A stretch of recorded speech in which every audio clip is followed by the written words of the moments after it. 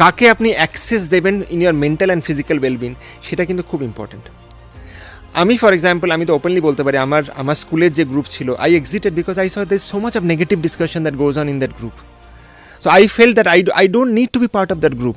এটা কিন্তু আমার চয়েস যে কার সাথে আপনি বন্ধুত্ব করবেন, কোন হোয়াটসঅ্যাপ গ্রুপে আপনি থাকবেন, কোন হোয়াটসঅ্যাপ গ্রুপ থেকে আপনি এক্সিট করবেন। আপনার দরকার নেই অত information. We are overloaded with data, we don't need.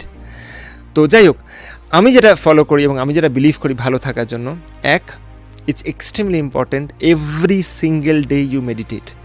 আমি এভরি ডে যেখানেই থাকি পৃথিবীর, আমি মেডিটেশন মিস করি না, নাম্বার ওয়ান।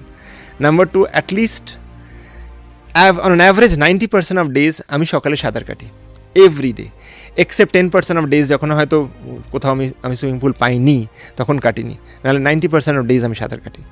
Three, exercise. থার্ডটা আমার সবসময় হয় না, বাট আমার সাঁতার আমার কম্পেনসেট করে দেয়। And four, eat less.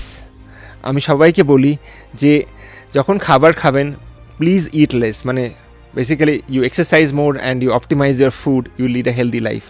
তো যদি আমি এগুলো করি, যদি কেউ রিয়েলি ফিল করে they can do it, but আমার জন্য মেডিটেশন ওয়ার্কস ওয়ান্ডার্স।